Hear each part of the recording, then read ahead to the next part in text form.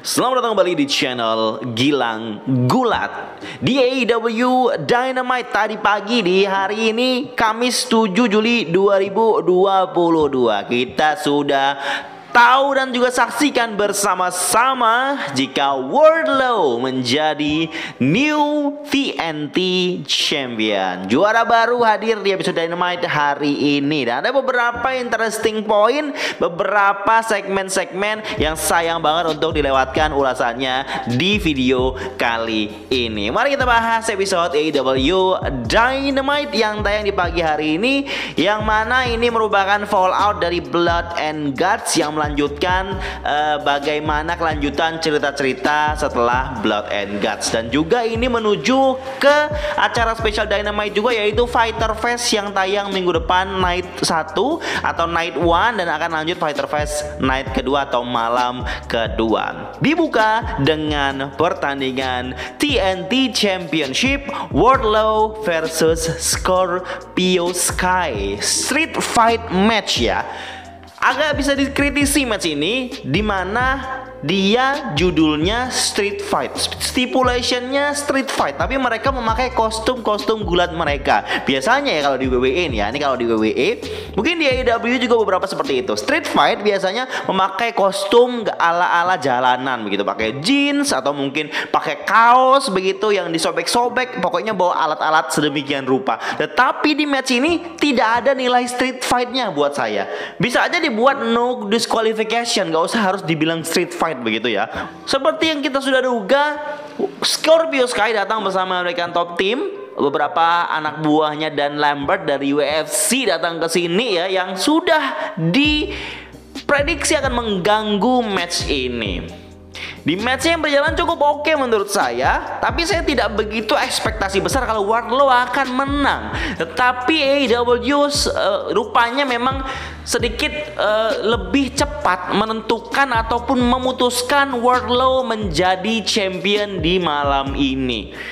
Karena bisa dibilang Scorpio Sky ini belum cukup lama ataupun belum cukup kuat untuk menguatkan nilai atau level dari TNT Champion itu sendiri.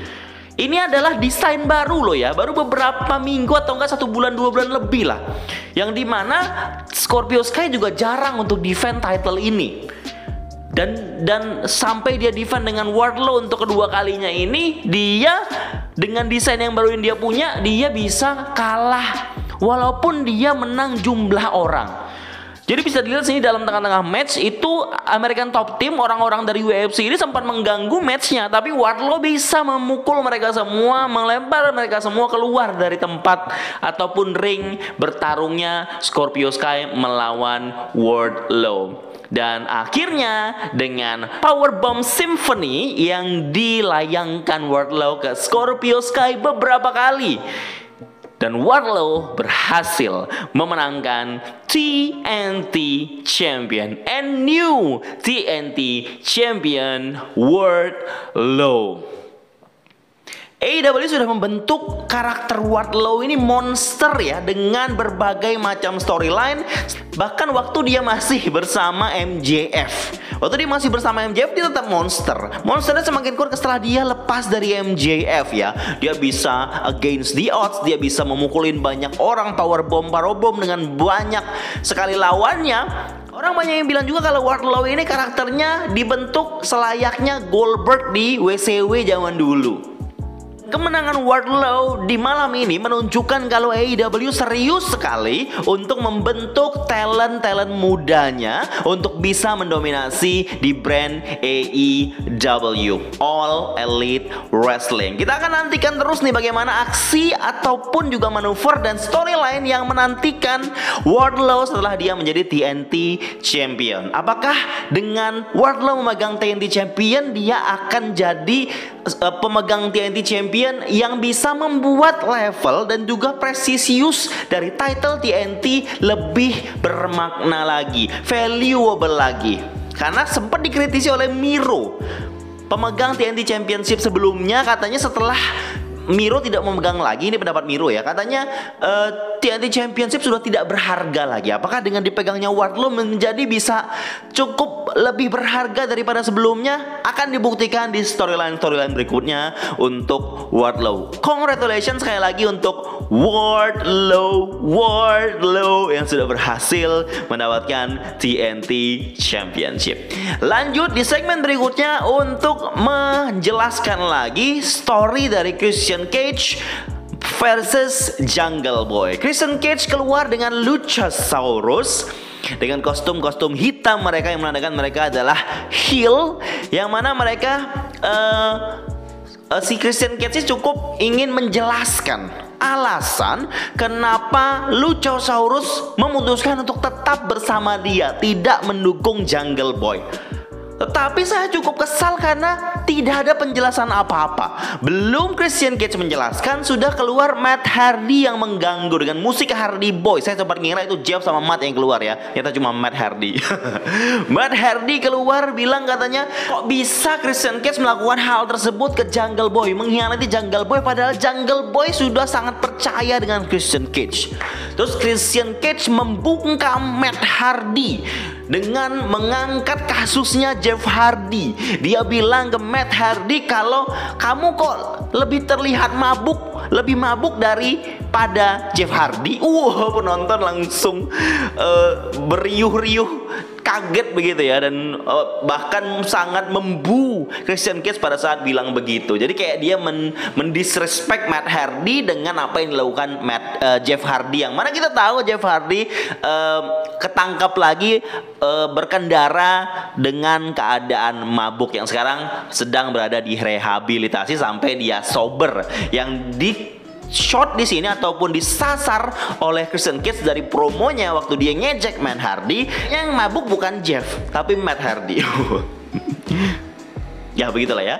Terus Christian bilang katanya, jangan kamu sok-sokan jadi temennya Jungle Boy, jangan sok-sokan membela Jungle Boy. Yang lebih tahu Jungle Boy itu Christian Cage dan Luchasaurus. Matt Hardy nggak tahu apa-apa. Sampai akhirnya Christian Cage menghajar Matt Hardy, Luchasaurus juga menghajar Matt Hardy, dan Matt Hardy dihempaskan ke meja timekeeper di bawah ring ya. Bisa jadi di AEW Dynamite ataupun Rampage minggu depan atau minggu depannya lagi, Matt Hardy akan melawan Christian Cage. Paling enggak ini sampai nanti Jungle Boy bisa kembali lagi untuk melanjutkan storyline. Saya menebak kalau ini akan melaju atau melangkah menuju pay-per-view All Out di bulan September nanti ya. Yuk kita ke segmen berikutnya, adalah segmen reunion. Once again the real Americans, we the people. Ada Cesaro, Claudio Castagnoli dan juga Jake Hager diinterview oleh Tony Schiavone, yang mana Jake Hager bilang kalau dia lebih baik daripada Claudio karena dia sudah pernah memegang juara dunia di WWE, sedangkan Claudio tidak pernah. Tidak akan bisa Claudio selevel dengan Jake Hager. Ini yang dibilang Jake Hager ke Claudio pada saat interview tersebut. Dan Claudio tidak lengah begitu saja. Claudio bilang sama Jake Hager kalau dia di AEW tidak terkalahkan. Pas dia masuk, dia menang lawan Zack Sabre Jr., dia menang juga di Blood and Guts. Di minggu depan akhirnya mereka menschedulkan matchnya Claudio versus Jake Hager di Fighter Fest malam pertama di minggu depan AEW Dynamite. Ini akan menjadi pertandingan yang spesial bagi Claudio, yang spesial juga bagi Jake Hager. Sebuah reuni yang pastinya sangat menarik untuk kita nantikan. We the people. Kita lanjut lagi untuk match berikutnya, adalah match Keith Lee, Swerve Strickland, Swerve in Our Glory versus The Butcher and The Blade. Pertandingannya berjalan cukup oke dan menarik. Saya ngerasa match ini cukup keren ya untuk disaksikan, dan berakhir dengan kemenangan Keith Lee dan juga Swerve Strickland, di mana setelah itu Ricky Starks dan Powerhouse Hobbs keluar yang memang sedikit mengejek ataupun menyombongkan diri. Dia ngerasa Swerve Strickland sama Keith Lee, Swerve in Our Glory, tidak selevel dengannya. Selevelnya level di bawah, jauh di atas Powerhouse Hobbs dan juga Ricky Starks. Dia bilang mereka adalah the best tag team. Kemudian keluarlah the best tag team, The Young Bucks, the AEW Tag Team Champion. Sedikit promo-promo mereka ya, dimana dia bilang kalau akan ada triple threat match yang menunjukkan siapa yang terbaik di AEW for the Tag Team Championship di Fighter Fest malam pertama di AEW Dynamite minggu depan. Triple threat, Swerve in Our Glory versus Team Taz versus The Young Bucks. Triple threat akan sangat menarik dinantikan minggu depan ya. Lanjut lagi di segmen berikutnya. Eddie Kingston memang sudah dischedulkan untuk diinterview di atas ring, dan Eddie Kingston, kata pertama yang diucapkan, dia mengucapkan selamat kepada Wardlow, dan juga dia ngerasa juga tidak ada masalah dengan Claudio saat ini. Dia ngerasa ya oke-oke aja begitu. Dan urusannya di Kingston dengan Jericho ternyata belum selesai nih guys. Storyline mereka, feud mereka terus berlanjut di sini. Dan kemungkinan akan terus sampai All Out nih. Ini kemungkinan aja ya. Jadi saya sedikit memprediksi aja, kemungkinan Jericho sama Eddie Kingston berlanjut ke All Out, tidak tahu. Karena di segmen ini semakin memperjelas feud mereka dengan tambahan pegulat wanita. Ketika Eddie Kingston di interview di belakang stage, di luar stage, di parkiran lebih tepatnya, si Ty Conti dan juga Jericho Appreciation Society tengah mengganggu Ruby Soho, di mana Ruby Soho tangannya dijepitkan ke pintu mobil, dihentakkan begitu sama Ty Conti, gitu ya. Dan juga Ruby Soho langsung terkapar kesakitan begitu, dan Jericho Appreciation Society kabur begitu. Dan di segmen ini jadi terlihat kalau memang kayaknya ini akan menuju mix tag match Jericho dengan Ty Conti, Eddie Kingston dengan Ruby Soho. Bisa jadi seperti itu ya, karena ini ada elemen pegulat wanita yang diperlihatkan ataupun dimasukkan dalam feud ini. Dan yang jelas Jericho versus Eddie Kingston belum berakhir. Walaupun itu Blood and Guts tidak menyelesaikannya, itu akan terus berlanjut. Dan kita harus bersabar menunggu feudnya Claudio dengan Eddie Kingston ya, yang sudah dibumbui sejak episode Dynamite sebelumnya. Lanjut lagi, karena di AEW Dynamite saat itu atau tadi malam itu disiarkan di Rochester, New York. Itu kandangnya Brody Lee, the legendary Brody Lee, yang memang memimpin Dark Order. Dark Order datang nih, ada 6 orang tersisa Dark Order yang ada ya, karena beberapa pegulat Dark Order itu sudah lepas kontrak dari AEW, sudah tidak di AEW lagi ya. Jadi sisa beberapa aja. Totalnya 6 orang, termasuk Negative One, anaknya Brody Lee Jr. Dan di sini mereka sedikit ada selebrasi ataupun ya hadir gitu ya untuk menyampaikan sesuatu. Dan Evil Uno bilang kalau 6 orang yang ada di ring di Dark Order saat ini akan stay di AEW. Jadi jelas nih 6 orang ini mungkin sudah memperpanjang kontraknya di AEW ya. Dan mereka ready ataupun siap untuk memulai chapter baru di AEW. Siap, Negative One akan menyampaikan satu hal yang mungkin sedikit memperjelas status mereka. Tetapi belum Negative One ngomong, langsung dipotong oleh QT Marshall yang menantang Negative One. Anak kecil itu dia tantang one on one katanya gitu. Sebelum dia nantang, keluarlah The Cowboy Shade, Hangman Adam Page ya, yang langsung menghajar QT yang katanya mau menghajar anak kecil. Tapi endingnya QT dihajar oleh semua member Dark Order di atas ring dan juga Negative One. One. Dan terakhir Negative One ngomong, sebenarnya saya mau aja pin QT Marshall, pin kamu QT Marshall katanya. Tetapi saya harus menunggu saya dewasa nanti di umur 18 tahun begitu katanya. Jadi masih cukup lama untuk melihat si Negative One bisa bertanding di ringnya AEW.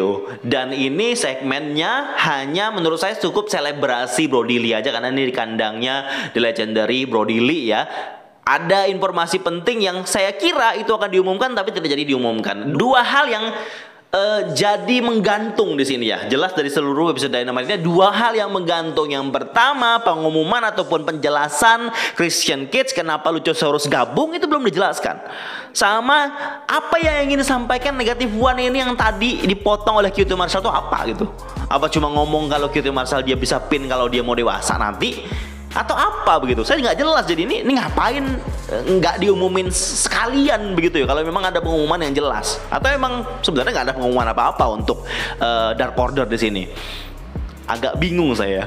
Lanjut, segmen berikutnya adalah Rush versus Penta El Zero Miedo. Bukan El Zero Miedo, Oscuro ya. Penta Oscuro, ini salah yang nulis nih. Penta Oscuro ditemani oleh Rey Fenix dan juga juru bicaranya, serta si Rush ditemani oleh Andrade El Idolo bersama dengan manajernya. Dan manajernya sama juru bicara itu sempat bertarung loh di sini dia sampai mereka keluar. Dan Rush ini dalam beberapa episode Rampage sebelumnya sudah menyasar topengnya Penta. Jadi beberapa kali dia mau membuka topengnya Penta gitu loh. Jadi kayak ini storyline mereka nih, storyline-nya Rush ini. Mereka semua pegulat Meksiko yang di sini nih. Pegulat Meksiko lawan pegulat Meksiko. Jadi Rush terus berusaha membuka ini. Dan juga di match ini endingnya Rush bisa berhasil menang setelah dia blow pas wasit nggak melihat dan dia membuka topengnya Penta. Penta fokus nutup mukanya gitu ya. Jadi dia harus nutup mukanya dan jadi dia harus merelakan dia dikalahkan di sini. Satu hal yang kita harus tahu, dan mungkin teman-teman yang belum tahu, kalau pegulat bertopeng apalagi dari Meksiko biasanya sangat anti dan sangat tabu untuk membuka topeng ataupun topengnya dilepaskan dan mukanya kelihatan tuh cukup tabu di sini ya. Apalagi pegulat-pegulat yang belum sama sekali pernah menampakkan mukanya begitu. Jadi kalau mukanya kebuka itu akan sangat mengganti karirnya, sangat mengubah jalan hidupnya sebagai pegulat profesional. Makanya sangat tabu ataupun sangat genting ya pembukaan topeng untuk karakter pegulat luchador ini. Dan ini jadi storyline-nya Rush dengan Penta Oscuro.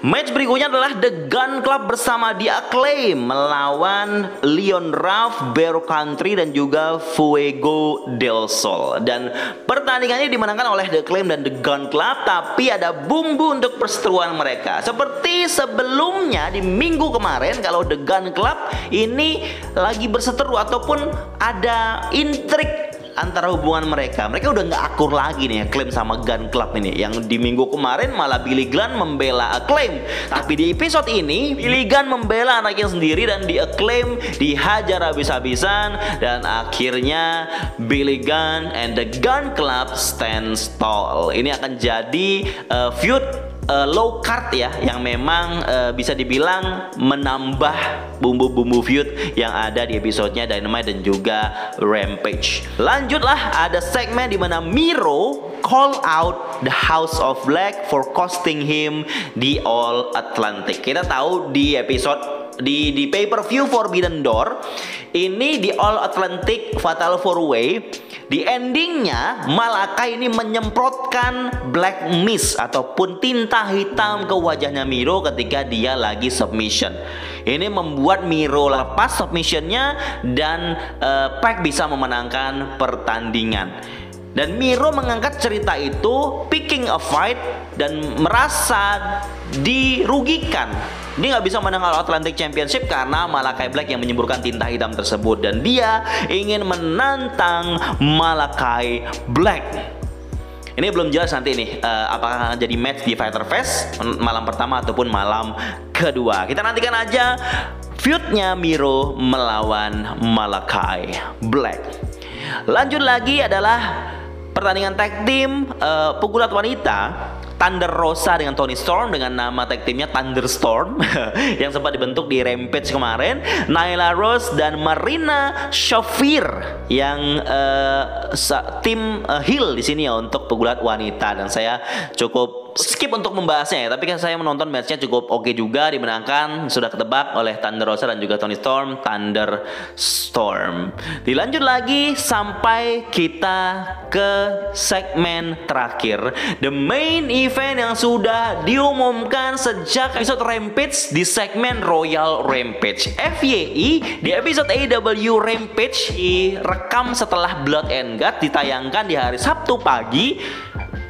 Royal Rampage ini dimenangkan oleh Brody King, anggotanya House of Black, dan dia bisa untuk menantang untuk AEW Championship melawan Jon Moxley yang dipertandingkan di episode Dynamite hari ini. Brody King melawan Jon Moxley. Karena di awal-awal saya tahu ini di Rochester tempatnya Mr. Brody Lee, saya berpikir ini sengaja nih Tony Khan memilih menentukan atau memutuskan Brody King untuk menantang Jon Moxley di Rochester, New York. Karena ada unsur Brody di situ ya, untuk sedikit penghargaan mungkin ya. Saya nebaknya begitu.